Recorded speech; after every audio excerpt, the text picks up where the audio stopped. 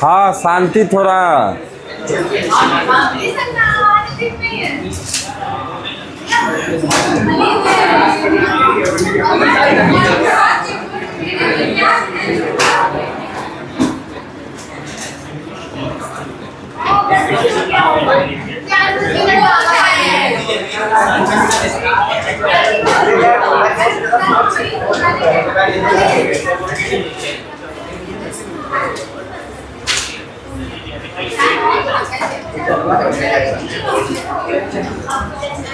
क्या पढ़े थे लास्ट बताइए।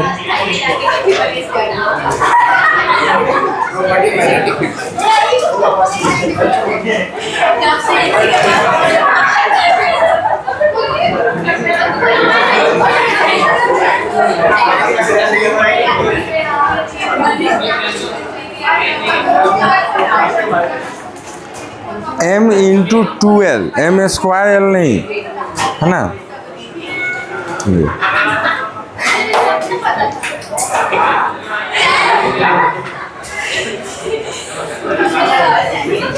देखो कल जो पढ़ा था इधर, कल जो पढ़ा था डायपोल मोमेंट, वो उसका फॉर्मूला क्या आया था आपको।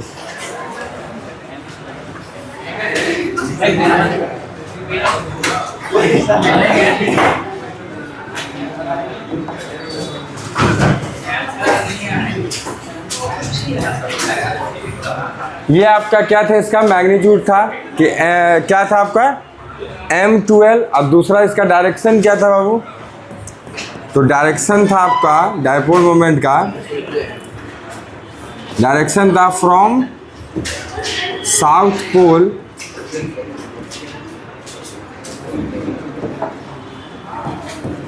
To north pole,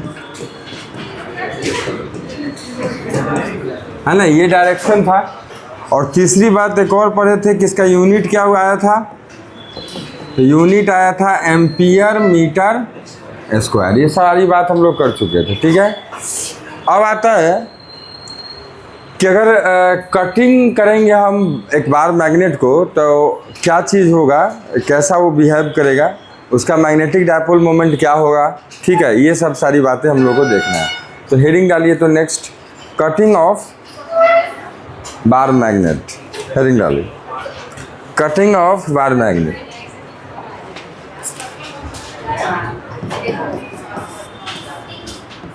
cutting of bar magnet, ठीक है। देखो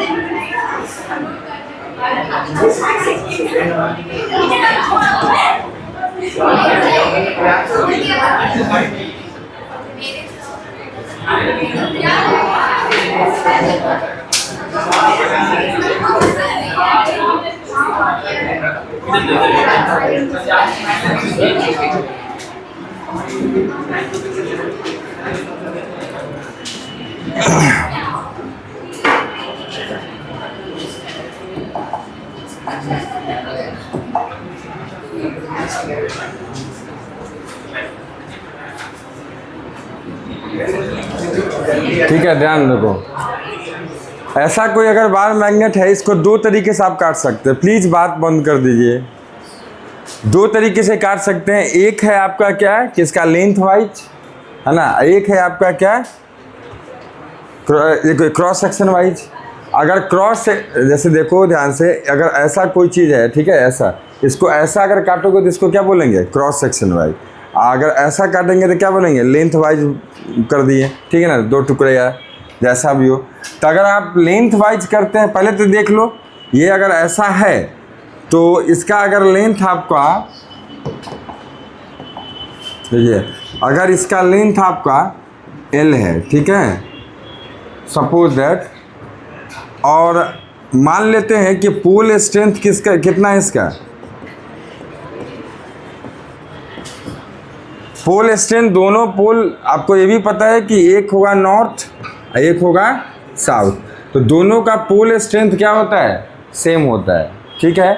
लेकिन मैग्नीट्यूड में दोनों सेम होते हैं, लेकिन बिहेवियर वाइज दोनों क्या होते हैं, अलग अलग होते हैं, ठीक है। तो पोल स्ट्रेंथ जो है मान लिया हमने m, ठीक है, तो डायपोल मोमेंट कितना हो जाएगा इसका,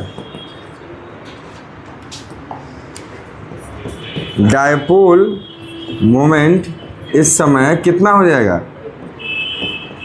जो कंडीशन है उसके अकॉर्डिंग डायपोल मोमेंट आपका आ जाएगा, आपको पता है कि पोल स्ट्रेंथ इंटू में लेंथ, यही ना आएगा। वहाँ पिछले जो डायपोल मोमेंट आपको निकलवाया थे उसमें क्या था, 2L लेंथ था, तो 2L से जो भी लेंथ हम कंसीडर करेंगे वो लेंथ से गुना हो जाएगा, ठीक है। तो pole strength into length, okay. अब आती है बात आगे कि अब कटिंग करना हम लोग शुरू करते हैं अलग अलग वे में। जैसे देखो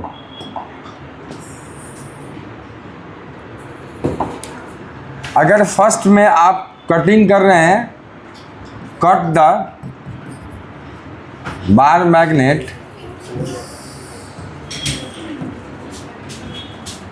लेंथ वाइज,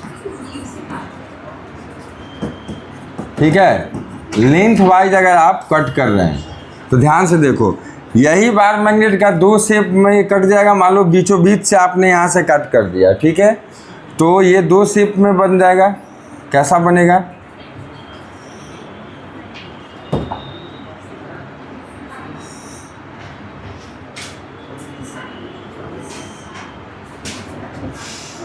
एक शेप ये हो जाएगा।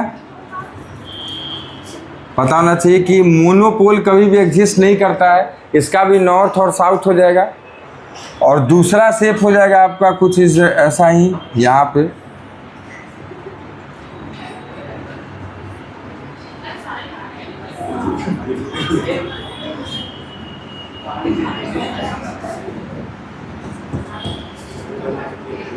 अब देखो लेंथ वाइज अगर काटा है, ठीक है, आपने लेंथ वाइज अगर काटा है तो आधा आधा दोनों का लेंथ हो जाएगा।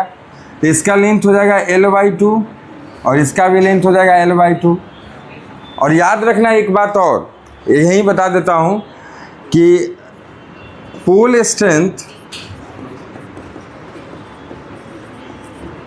इज एक पॉइंट, जो सारे पॉइंट हम लोग देखे हैं यहाँ पे, pole strength is directly proportional to the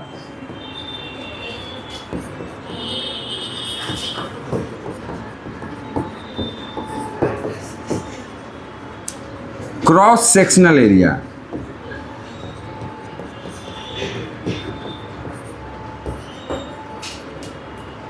ठीक है, मतलब आपका m जो है डायरेक्टली प्रोपोर्शनल है क्रॉस सेक्शनल एरिया के। इस बात को याद रखना।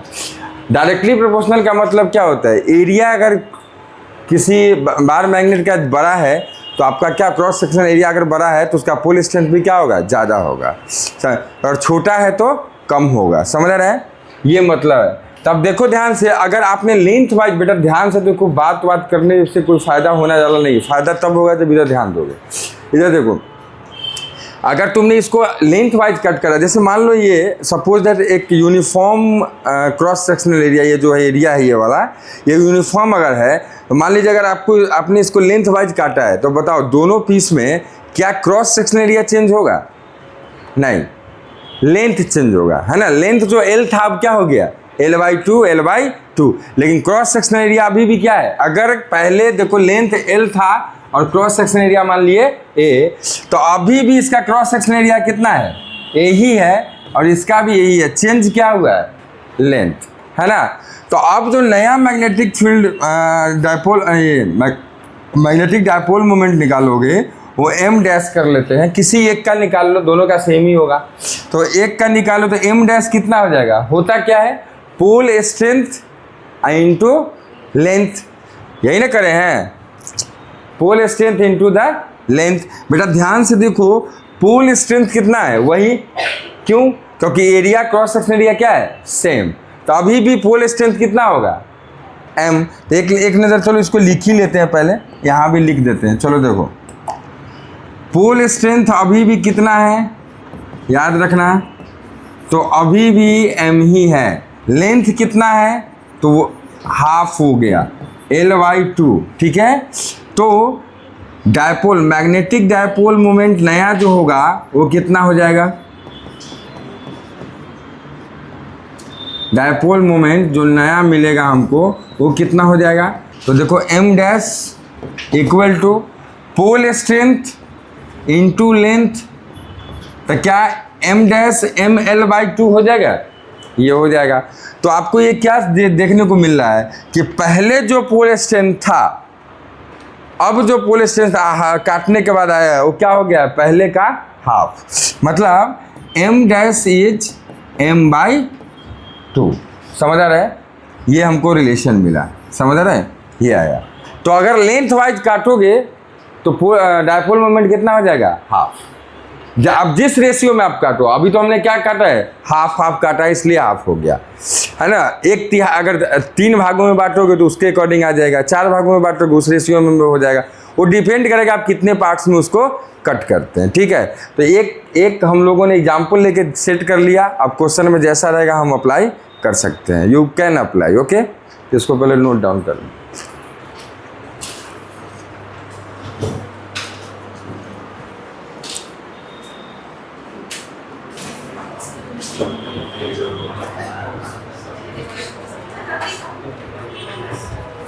अब देखो, अगर लेंथ वाइज कट करा है तो आप देख पा रहे हो मैग्नेटिक डायपोल मोमेंट जो है पहले का क्या हो गया, हाफ। वैसे ही अगर आप क्रॉस सेक्शनल वाइज कट करेंगे तो क्या होता है देखते हैं, ठीक है। तो रुक जाएं,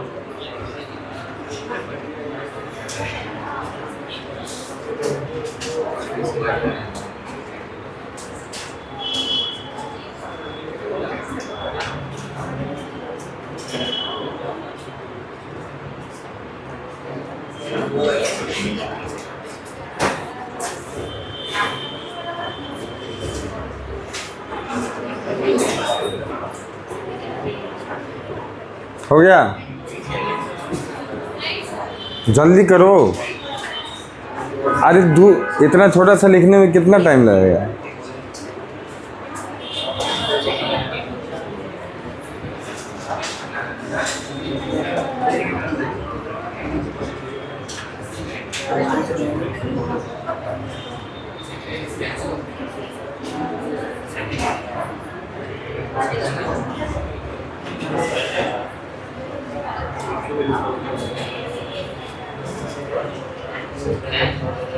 चलो,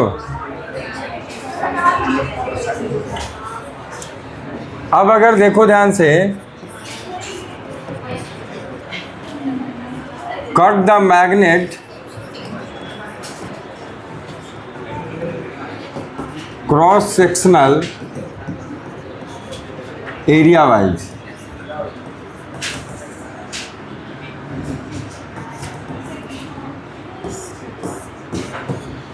अगर cross sectional area wise cut करोगे तो क्या होगा, तो देखो जैसे ध्यान से देखिए, उसी मैग्नेट को फिर से मैं बना रहा हूँ।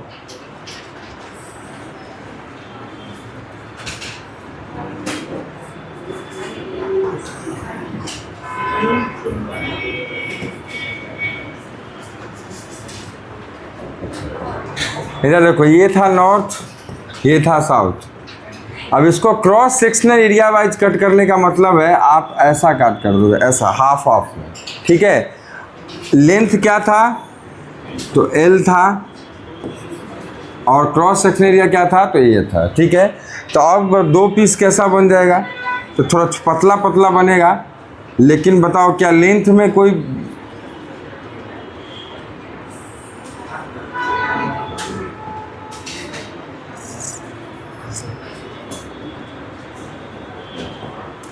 एक ये बन जाएगा और एक आपका कुछ यहाँ पे बन जाएगा पतला सा।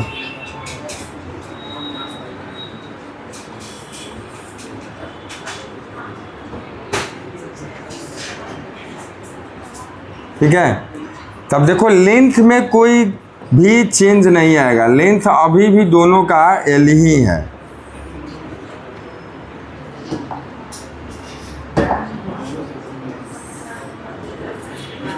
ठीक है, लेकिन क्रॉस सेक्शन एरिया क्या हो गया, a/2 और ये भी हो गया a/2।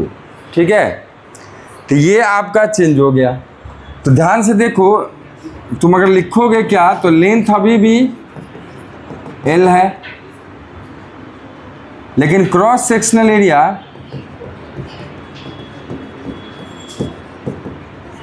आपका हो गया a/2।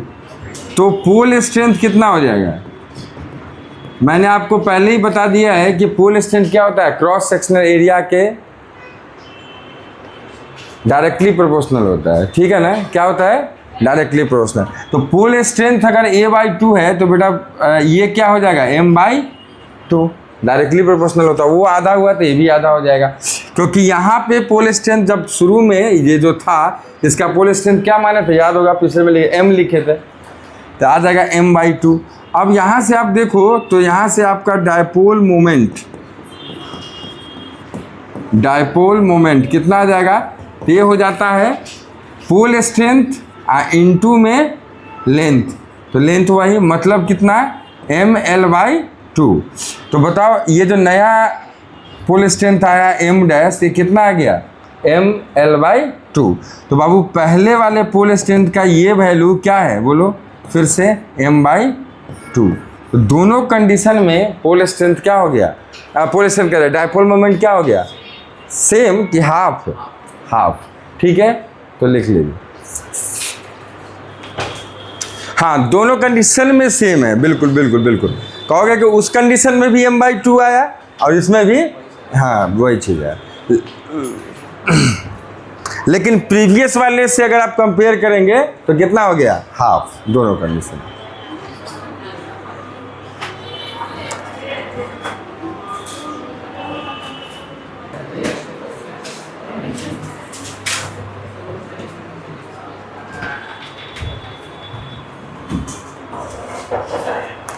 यहाँ पर देखिए कटिंग ऑफ द मैग्नेट खत्म होता है, ये दो ही बात थी। एक तो कट कर सकते हैं हम लेंथ वाइज और दूसरा कट कर सकते हैं क्रॉस सेक्शन एरिया वाइज। ठीक है, और दोनों कंडीशन हमने देखा प्रीवियस से आपका डायपोल मोमेंट क्या हो जाता है, हाफ। ओके, अगर हाफ पार्ट में कट करते हैं तो अगर लेंथ वाइज आप उससे ज़्यादा भाग में करेंगे तो उसी अकॉर्डिंग मूव होगा। अगर क्रॉस सेक्शनल मतलब वाइज भी अगर ज़्यादा पार्ट में करेंगे तो उसके अकॉर्डिंग होगा। ठीक है, वो देख लीजिए। नेक्स्ट है आपका क्या चीज़, तो देखो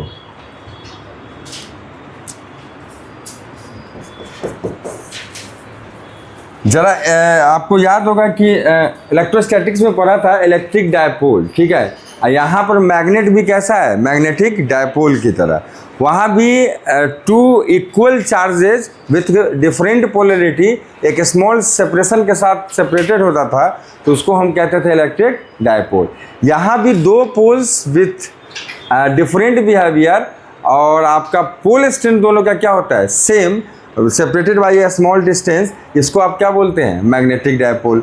तो क्या बार मैग्नेट को हम मैग्नेटिक डायपोल कह सकते हैं, ऑफ कोर्स कह सकते हैं। समझ में आ रहा है, याद है मैंने बोला भी था कल पिछले क्लासेस में। ठीक है, तो अब देखो ध्यान से, इन दोनों में सिमिलरिटीज़ क्या क्या हैं थोड़ा सा देखते हैं, या फिर अंतर कुछ दोनों किस तरह से, मतलब अलग अलग। इलेक्ट्रोस्टैटिक्स में कुछ चीज़ें कैसा होता है और मैग्नेटिज्म में जो है हम लोग परमानेंट मैग्नेटिज्म के लिए जो पढ़ रहे हैं, बार मैग्नेट के लिए, इसमें कैसा बिहेवियर करता है, ये दोनों को देखेंगे एक एक करके। ठीक है, तो ज़रा देखो सब कुछ को देखते चलना। ठीक है,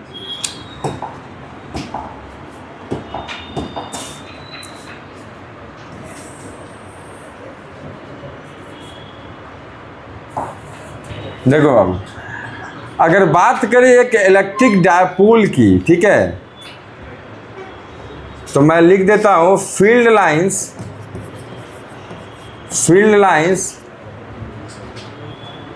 फॉर इलेक्ट्रिक डायपोल। तो देखो बाबू, ये आपका क्या है, माइनस या प्लस कर लो इसको, प्लस, और ये है आपका माइनस। ठीक है, ये है माइनस। इन दोनों के बीच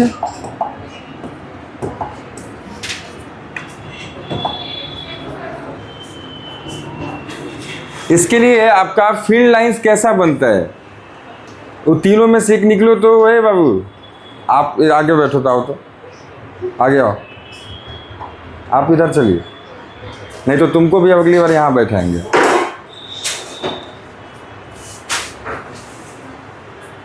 इधर चलो पूरा किनारे। अब देखो ये प्लस है और ये माइनस है, ठीक है बेटा, ध्यान से समझना। इनसे इसके लिए आप ऑलरेडी पढ़ चुके हैं कैसे इलेक्ट्रिक फील्ड लाइंस आप बनाते हैं, ठीक है। तो देखो जैसे आपको पता है कि प्लस से फील्ड लाइंस निकलती है और कहाँ टर्मिनेट होती है, माइनस पे। यहाँ भी वही कंडीशन है बेटा, ठीक है। ये तुम्हारा ऐसा होता है और बीच में तुम्हारा ये वाला सब पढ़ चुके हैं आप, ठीक है। थोड़ा सा मैं बना दे रहा हूँ बस, ज़्यादा नहीं। ये देखो ऐसा होता है।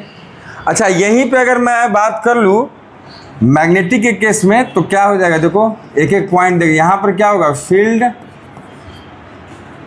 लाइंस फॉर इलेक्ट्रिक डायपोल था, ये कौन सा होगा, मैग्नेटिक डायपोल। अब मैग्नेटिक डायपोल यहाँ पर क्या होता है, तो बार मैग्नेट, ठीक है। तो आप बार मैग्नेट के लिए लिखो या बोलो मैग्नेटिक डायपोल के लिए, बात बराबर है। तब देखो यहाँ पर जरा,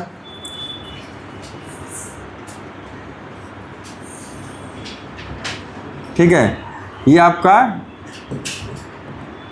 नॉर्थ और ये आपका साउथ। तो चलो एक काम करते हैं, बाहर में लिख लेते हैं, ठीक है। यहाँ पे ये नॉर्थ और ये साउथ, ठीक है। देखो इसमें फील्ड लाइंस कैसा होता है, तो इसमें फील्ड लाइंस आपको पता है क्या, यहाँ पे क्लोज लूप बनता है, नहीं लिखवाए हैं कल, यहाँ पे बनता है। तो देखो नॉर्थ से बेटा निकलेगा और इसमें भी किस पर जाएगा, साउथ पे, लेकिन यहाँ से निकलेगा आउट होगा और इन किधर को होगा, साउथ से। क्या अंदर में भी फील्ड लाइंस होती है, हाँ होती है। देखो तो ये क्लोज लूप पूरा बनाता है, समझ आया। और यहाँ भी वही होगा, देखो ये ठीक है। अब देखिए अंदर इंटरनल में साउथ टू नॉर्थ है, ठीक है बाबू, लेकिन बाहर में देखो तो क्या है, नॉर्थ टू साउथ, ठीक है। और ये कुछ बना देते हैं आपको ऐसा एक आध। अब सब के लिए इसमें होंगे, यहाँ पर सब के लिए लाइंस होंगे, ज़्यादा हम नहीं दिखा रहे हैं, गंदा हो जाएगा। अब आप समझा करो। और यहाँ पे ये ऐसा, ठीक है। ये दोनों का ऐसा बिहेवियर होगा। एक का देख पा रहे होंगे इलेक्ट्रोस्टैटिक्स में कैसा होता है डायपोल का, और मैग्नेटिज्म में मैग्नेटिक डायपोल का कैसा होता है, ये देख लो, ठीक है। दूसरा चलते हैं बाबू, देखो ध्यान से। Electrostatic force between two charges. तो जरा बताओ कितना होता है, कूलम्बियन फोर्स कितना होता है, कूलम्ब्स लॉ से K Q1 Q2 अपॉन में R²। बेटा K यहाँ पर क्या होता है, 1/4πε0 अगर एयर है तो, अगर और कोई मीडियम है तो उसकी परमिटिविटी लिखा जाएगा, समझ में आता है ना। तो देखो जैसे दो चार्ज मान लो, एक प्लस है और एक का है आपका माइनस, ठीक है। तो बताओ दोनों के बीच अट्रैक्शन होगा कि रिपल्सन, अट्रैक्शन। तो ये अगर R है, R से सेपरेटेड है, तो जो अट्रैक्टिव फोर्स होगा दोनों के बीच का, ये इलेक्ट्रोस्टैटिक फोर्स, ये Fe जो होगा वो कितना हो जाएगा, तो हमें पता है कूलम्ब्स लॉ से 1/4πε0 Q1, अगर ये चार्ज Q1 है मैग्नीट्यूड वाइज और एक क्या है Q2 है, तो क्या हो जाएगा Q1 Q2 अपॉन में R²। ये बखूबी हम जानते हैं। यहाँ पर फिर क्या होगा, देखो मैग्नेटिक फोर्स, ठीक है, बिटवीन टू पोल्स। अच्छा एक चीज बताओ, चार्ज मोनो चार्ज पाया जाता है, अकेला चार्ज पाया जाता है, हाँ पाया जाता है, बिल्कुल पाया, कौन कह रहा नहीं पाया जाता है, किसने कहा कि मोनो चार्ज नहीं पाया जाता है, कहाँ पढ़ ली। अच्छा मोनोपोल्स इधर ना, अभी चार इलेक्ट्रोस्टैटिक की बात करें, हाँ मोनो चार्ज पाया जाता है, हाँ, लेकिन मोनोपोल नहीं पाया। कल ही तो पता है ना, मोनोपोल्स नहीं पाए जाते हैं। तो पोल्स हमेशा बेटा कैसा होगा, पेयर्स में, नॉर्थ और साउथ दोनों होगा। तो जैसे देखो यहाँ पे magnetic force between two poles, अगर ये बात को पढ़ने जा रहे हैं तो आपको पता होना चाहिए कि पोल्स अकेला पाया नहीं जाता है, तो नॉर्थ हो गया, ये साउथ हो गया, तो कहीं ना कहीं इधर भी दोनों होंगे। ठीक है, इधर मान लो चलो नॉर्थ दे देते हैं, इधर साउथ दे देते हैं, इन दोनों के बीच अगर सेपरेशनल डिस्टेंस r है, ठीक है, दोनों का पोल स्ट्रेंथ, अगर इसका पोल स्ट्रेंथ m1 है और इसका पोल स्ट्रेंथ m2 है, तो इन दोनों के बीच भी कैसा होगा, अट्रैक्टिव फोर्स लगेगा। कौन सा फोर्स, मैग्नेटिक फोर्स। और वो अट्रैक्टिव फोर्स के दोनों के एक दूसरे के तरफ होगा। क्यों, क्योंकि दोनों क्या है, अनलाइक पोल्स है। अगर लाइक पोल होते तो रिपल्सिव, लेकिन मैग्नीट्यूड सेम होगा जो लिखने जा रहा है, यहाँ भी वही होता है। अगर ये प्लस प्लस होगा और ये माइनस माइनस होगा तो इसी मैग्नीट्यूड के साथ दोनों क्या करेगा, एक दूसरे को रिपल्सन करेगा।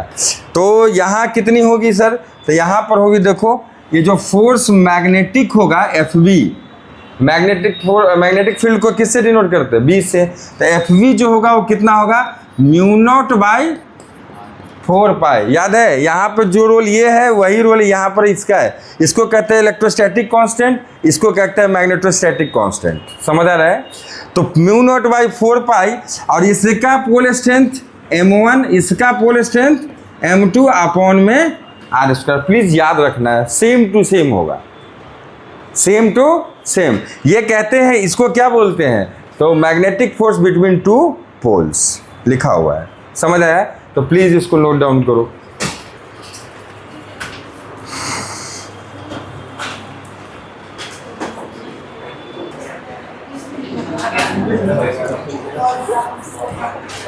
इधर देखिए, ये 2 पॉइंट्स हम लोगों ने देखा, किसके किसके बारे में, इलेक्ट्रोस्टैटिक्स और मैग्नेटिज्म में जो क्या फ़र्क है। ठीक है, आगे देखो।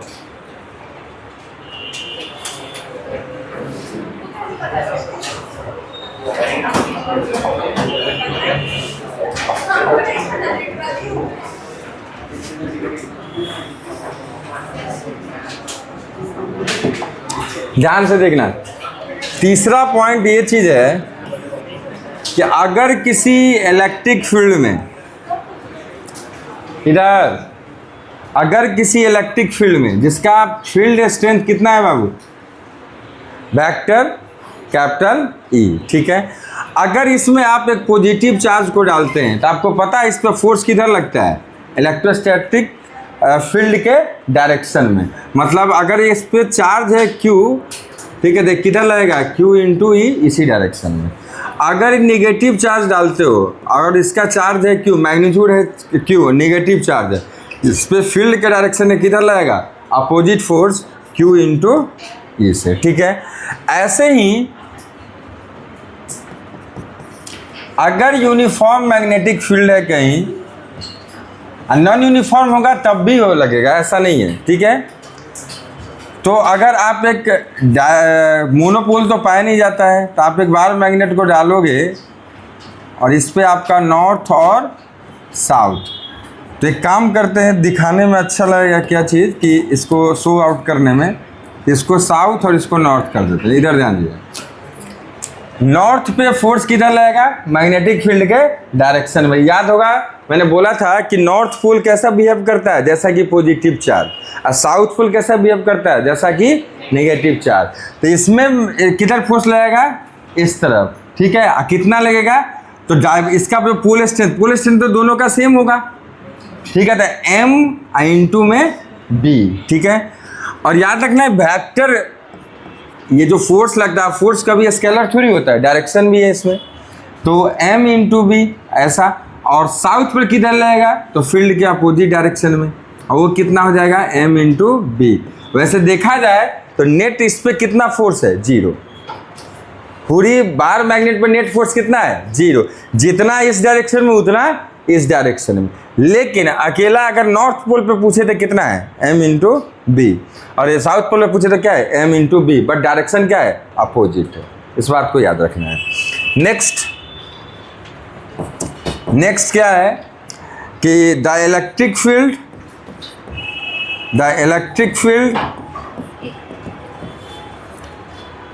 ड्यू टू पॉइंट चार्ज,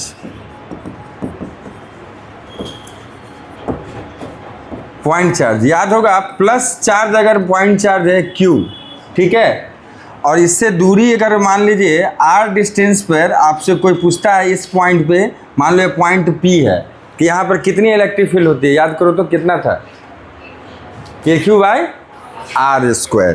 तो इलेक्ट्रिक फील्ड यहाँ पर कितनी थी बाबू, KQ/r², ठीक है। अगर ये देखो, अगर ये पॉजिटिव चार्ज है तो फील्ड कैसा होगा, रिपल्सिव, अगर नेगेटिव चार्ज है फील्ड कैसा होगा, अट्रैक्टिव, ये सब पढ़े हैं। ऐसे ही मैग्नेटिज्म में आपका द मैग्नेटिक फील्ड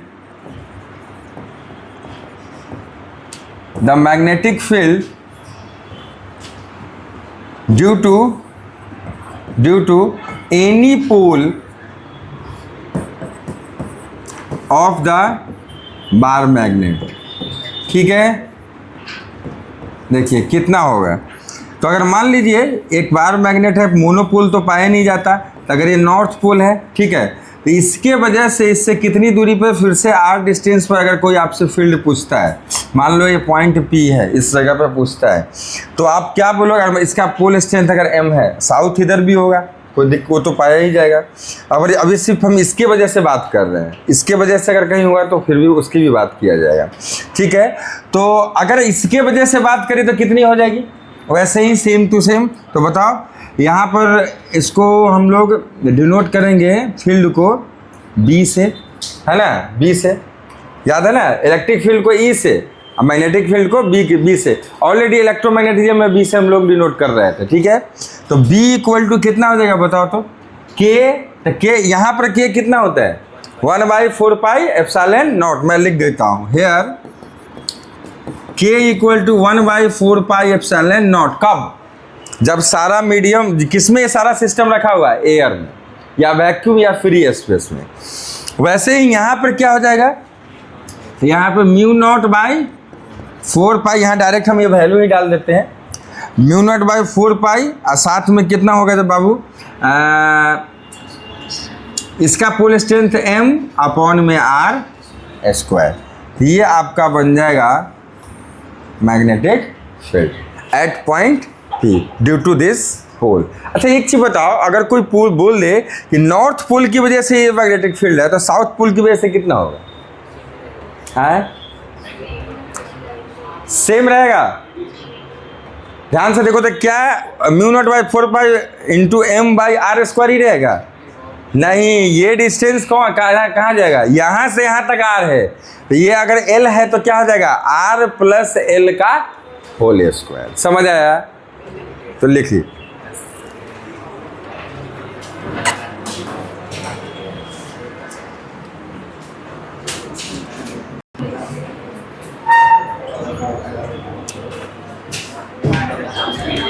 देखिए नेक्स्ट जो है अपना, ये है आपका, यहाँ पर ये वाला बेसिक सारा होता है ख़त्म।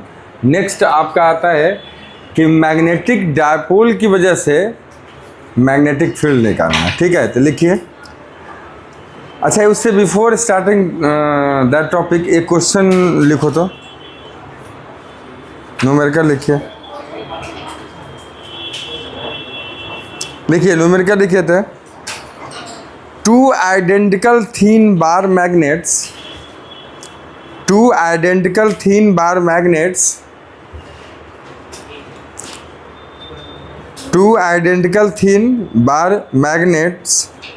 each of length L, capital L लिखना, and pole strength each of length L and pole strength M, small m, length capital L and M small l, are placed at right angles to each other,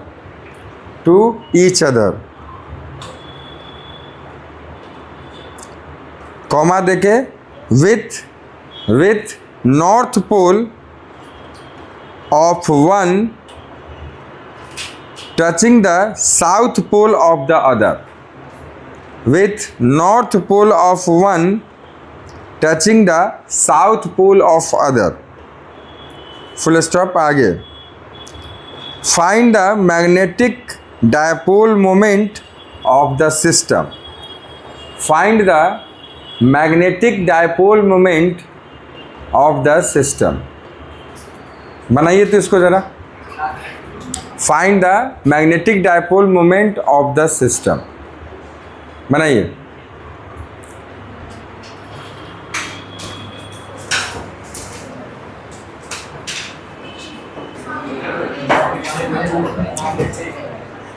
इधर देखो बाबू, इधर देखिए सब लोग. जैसे दो magnet आपको दिया है, बार मैग्नेट, ध्यान से देखना. एक मैग्नेट ऐसा दिया है, ठीक है. अगर ये साउथ है, इसका नॉर्थ है ये, ठीक है, ऐसा है, ओके.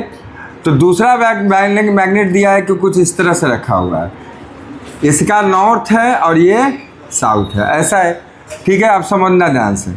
इन दोनों वेक्टर को 90 डिग्री पे डाला गया था. इसका डायपोल मोमेंट किधर की डायरेक्शन में होगा बताओ? South to north. मान लो इसको मान लेते डायपोल मोमेंट को m1 इसका, और इसके डायपोल मोमेंट फिर से हो जाएगा north to, sorry south to north. ये कितना हो जाएगा?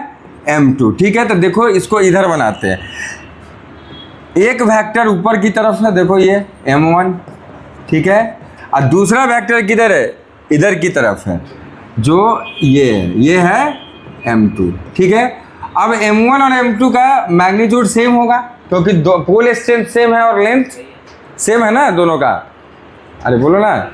हाँ, तो m1 equal to m2 magnitude wise अगर बात करें तो ये दोनों कितना है? ये दोनों है आपका m इंटू एल, है ना. तो अब इसका रिजल्टेंट निकाल दो. यहाँ देखो ऐसा और ये है ऐसा, ठीक है. इन दोनों का पैरेललोग्राम लॉ ऑफ एडिशन से ये हो जाएगा रिजल्टेंट, ठीक है. ये रिजल्टेंट. अब दोनों वेक्टर के बीच का एंगल कितना है? 90. अब रिजल्टेंट को m डैश हम मान लेते हैं, ठीक है.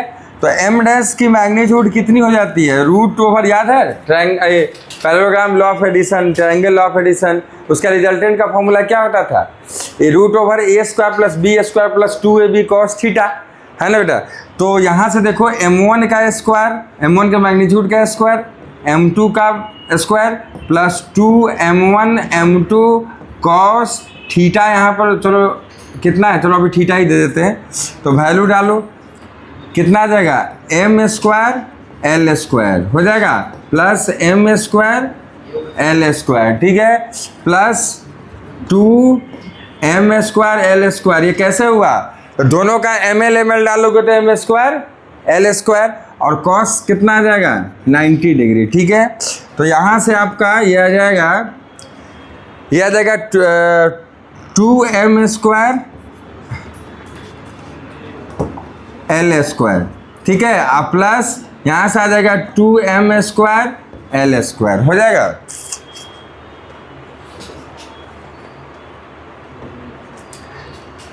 ये दोनों जोड़ोगे तो 2m स्क्वायर l स्क्वायर, इसका जोड़ोगे तो कितना आ जाएगा? 2m square l square. Cos 90 degree कितना हो जाएगा?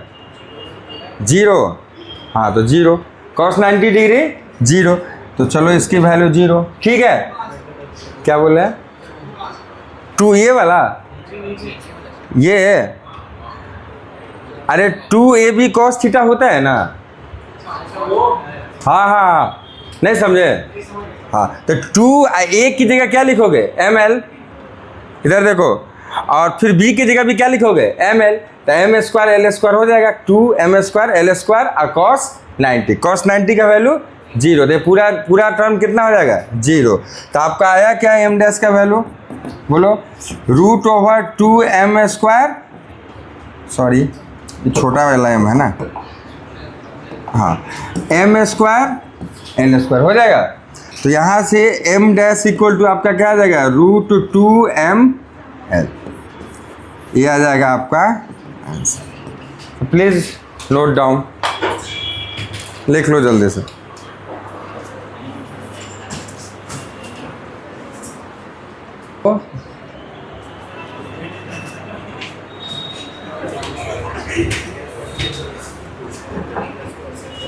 अगली हेडिंग लिखिए, अगली हेडिंग होगी मैग्नेटिक फील्ड। लिखिए magnetic field due to bar magnet, जिसको आप मैग्नेटिक डायपोल भी बोलते हैं। तो magnetic field due to bar magnet, अब बार मैग्नेट के आगे ब्रैकेट में लिख लो magnetic dipole. Magnetic field due to a bar magnet, अब ब्रैकेट में लिख लो मैग्नेटिक डायपोल। ठीक है बाबू। अब इसमें देखो याद करो, इलेक्ट्रिक डायपोल के वजह से आपने इलेक्ट्रिक फील्ड पढ़ा था, उसमें 3 पढ़ा होगा। एक पढ़ा होगा एक्सियल लाइन पे, दूसरा इक्वेटोरियल लाइन, और तीसरा रैंडम किसी पोजीशन पे। ठीक है, तो हम लोग भी यहाँ तीनों पढ़ेंगे। तो पहला पढ़ेंगे एक्सियल लाइन पे, दूसरा पढ़ेंगे इक्वेटोरियल लाइन पे, और तीसरा पढ़ेंगे रैंडम पोजीशन पे। ठीक है, तो पहला हेडिंग डालिए ऑन द एक्सियल लाइन। ठीक है, तो पहला हेडिंग मेन क्या है, तो magnetic field due to magnetic या बार मैग्नेट, जिसको मैग्नेटिक डायपोल कहते हैं। उसके अंदर पहला पढ़ने जा रहे हैं ऑन द एक्सियल लाइन। तो लिखिए on the axial line. Please देखो ध्यान से, इधर देखना। अब एक बार मैग्नेट है, ध्यान से समझना।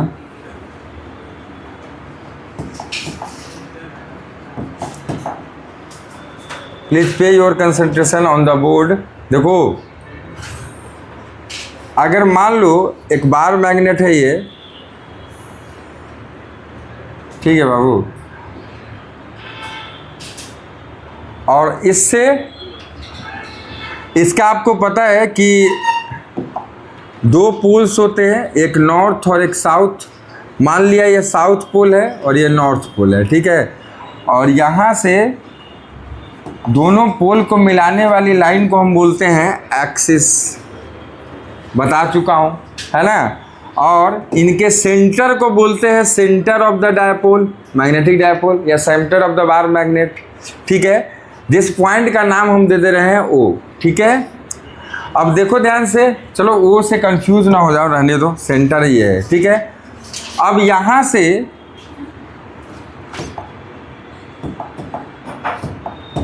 एक्सियल लाइन कौन कहलाता है, यही ना एक्सिस है। इस एक्सिस को इन्फिनिटी तक दोनों तरफ बढ़ा दो, इसको बोलते हैं एक्सियल लाइन। इस एक्सियल लाइन पे इधर या इधर किधर भी एक पॉइंट आपको ले लेना है। तो इधर तो बोर्ड है नहीं, इधर है तो इधर ले लेते हैं। ठीक है, तो अब देखिए ये एक्सियल लाइन पे हम एक पॉइंट लेने जा रहे हैं थोड़ी दूरी पे। ठीक है, वो पॉइंट हम लेने क्या जा रहे हैं, P, where we have to find out the net magnetic field due to this magnetic dipole, or you can say that the bar magnet. Okay, अब देखो whenever we are going to find out the net magnetic field at this moment, yeah, at this point, we need to separational distance of this point from the this axis या this center। इस centre से हमको चाहिए क्या, distance. अब वो distance आप मान लो, ठीक है ना, हम उसको एज्यूम कर लेंगे। अब फिर इससे डिस्टेंस और इससे डिस्टेंस हमको पता चल जाएगा। तो देखो कैसे, मान लीजिए कि अगर इस सेंटर से, ध्यान से देखना, इस सेंटर से इस पॉइंट की दूरी है ना बेटा, इस पॉइंट की दूरी है मान लो तुम्हारा कितना, x, मान लिया x। ठीक है, ये दूरी x है। तो और इस डायपोल का लेंथ कितना है, तो इस डायपोल का लेंथ मान लेते हैं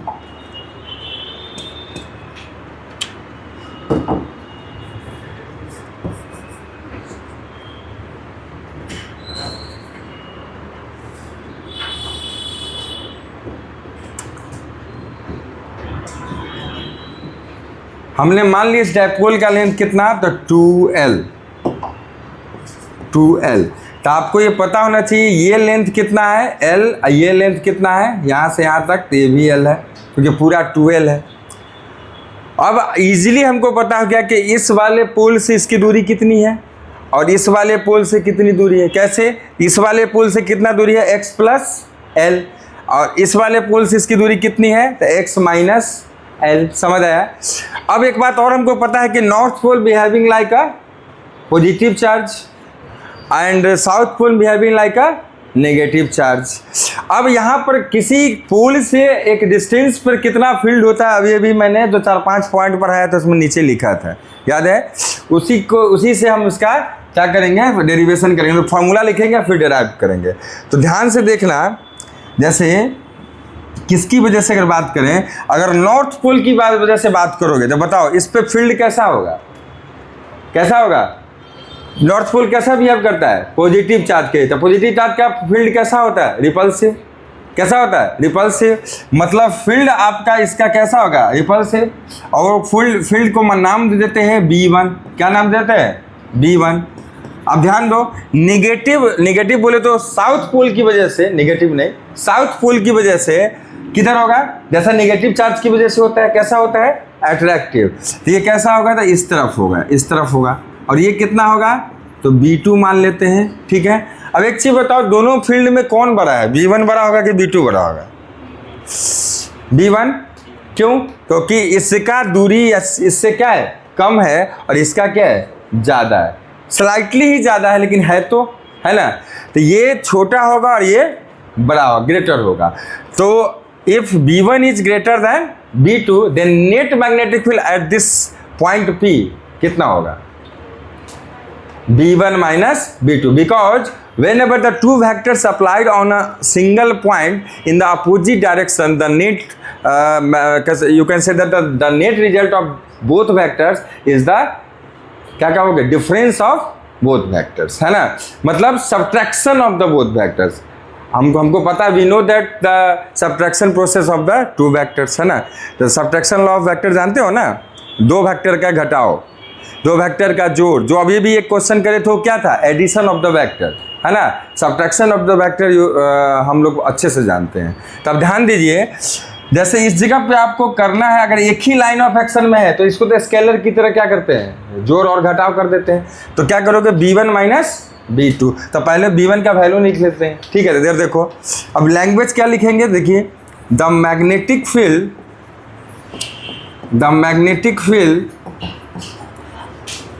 at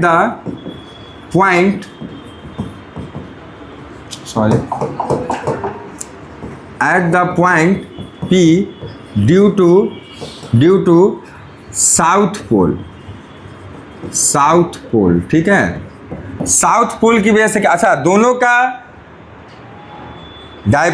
पोल स्ट्रेंथ कितना है? तो M और M, क्योंकि दोनों का पोल स्ट्रेंथ सेम होता है। तब देखो, साउथ पोल की वजह से कितना हो जाएगा? तो इसका नाम दिए हम लोग, साउथ पोल वाला का नाम क्या दिए? B2। तो पहले B2 लिखो, मैग्नीट्यूड वाइज कितना होगा? μ0 अपॉन में 4 पाई, और याद करो और क्या लिखवाए थे? μ0 अपॉन में 4 पाई, और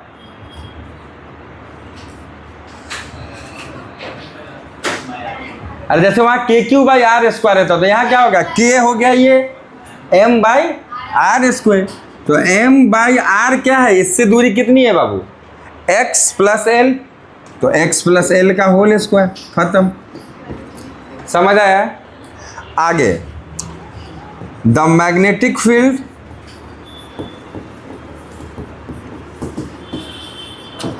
eight the point P due to north pole. अभी हम नॉर्थ पोल की वजह से कितना हो जाएगा? तो देखो, B1 है, वो B1 आपका हो जाएगा μ0/4 पाई। M इसका भी पोल स्ट्रेंथ है, अपॉन में बस फर्क कितना होगा कि ये हो जाएगा X - L का होल स्क्वायर। क्यों? क्योंकि X में से अगर L घटा दोगे तो ये दूरी निकल जाएगा, इसका सेपरेशनल डिस्टेंस X - L का होल स्क्वायर आ गया। अब नेट कितना हो जाएगा? B1 minus B2। तो देखते चलिए,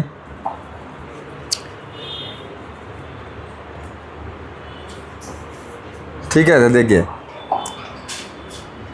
द नेट मैग्नेटिक फील्ड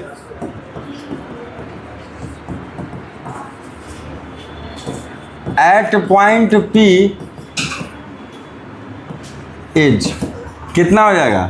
तो ये आपको B अगर मान लो तो हो जाएगा B1 माइनस B2। B1 कितना है बताओ, mu naught by 4 pi m upon x minus L का whole square minus mu naught by 4 pi m upon x plus L का होल स्क्वायर होगा। इसमें से कॉमन आप क्या ले सकते हो बाबू, तो mu naught by 4 pi m ले सकते हो, तो अंदर में क्या बच जाएगा 1 अपॉन x माइनस एल का whole square minus 1 by x plus L का होल स्क्वायर, ये आपका हो जाएगा। अब यहाँ से एलसीएम उलसीएम लेके और आगे बढ़ाएंगे इसको, ठीक है। तो b equal to mu naught m by 4 pi, यहाँ से ये क्या हो जाएगा x square minus L square का होल स्क्वायर, कोई दिक्कत तो नहीं है ना। हाँ, तो x माइनस एल का होल स्क्वायर यहाँ आ जाएगा, तो x प्लस एल का होल स्क्वायर इधर आ जाएगा, इधर आ जाएगा, फिर x प्लस एल का स्क्वायर कट जाएगा, तो x माइनस एल का होल स्क्वायर, ठीक है ना मैथ। हाँ, ये सिंपल सा मैथ है। अब यहाँ से म्यू नॉट m अपॉन में 4 पाई, ठीक है। यहाँ से देखो x प्लस एल का होल स्क्वायर है ना, x प्लस एल का होल स्क्वायर, तो यहाँ से देखो क्या जोड़ोगे a प्लस बी के होल स्क्वायर पर x square plus 2l square plus 2xl minus यहाँ इसको जोड़े x माइनस एल का होल स्क्वायर पर एक्स स्क्वायर, और प्लस होगा, फॉर्मूला में प्लस होता है तो माइनस लगे माइनस होगा एल स्क्वायर, और वो माइनस होगा तो प्लस हो जाएगा 2xl, ठीक है, अपॉन में x square minus L square का होल स्क्वायर, ठीक है। यहाँ से क्या क्या कटेगा, एक्स स्क्वायर से एक्स स्क्वायर, एल स्क्वायर से एल स्क्वायर कट जाएगा, कटेगा। अब ये कट जाएगा तो आगे अपना क्या बचेगा देखो, तो b equal to mu naught m upon में 4 पाई, ठीक है। यहाँ क्या बचा 4xl अपॉन में x square minus L square का होल स्क्वायर, ठीक है बेटा, ये बचेगा। अब इसको थोड़ा सा और सजा ले सकते हैं, कैसे, तो देखिए सजाते हैं। b equal to mu naught m upon में 4 पाई, एक काम करो इसको सजाने में,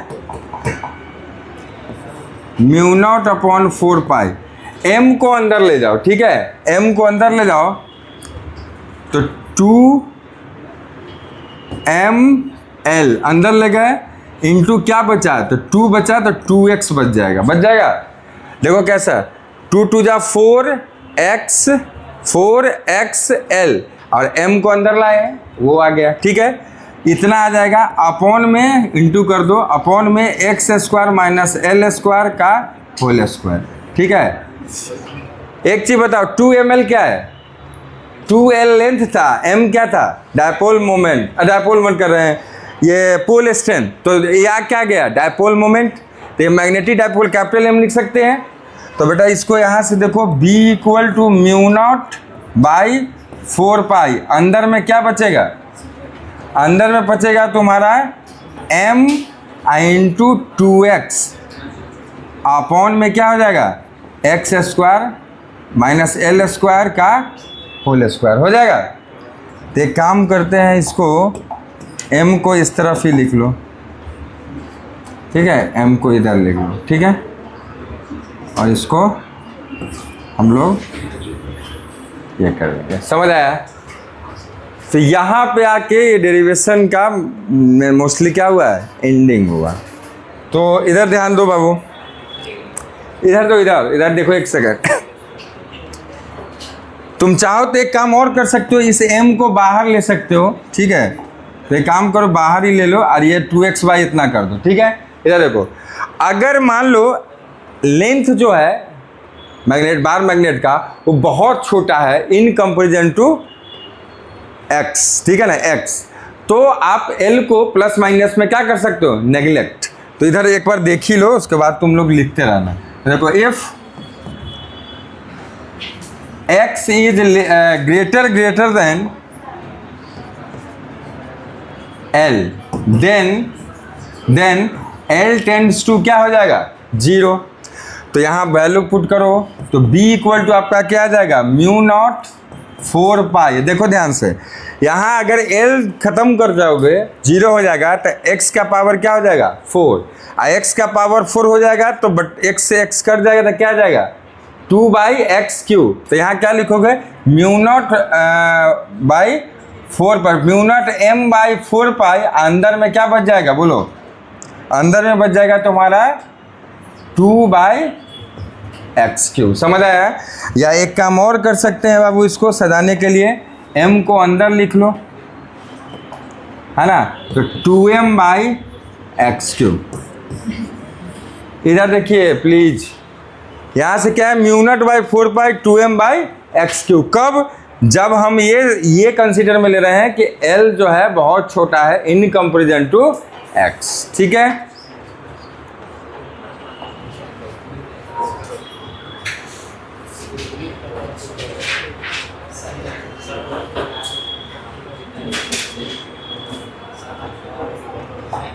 प्लीज कॉपी। हम अपना काम कर दिए।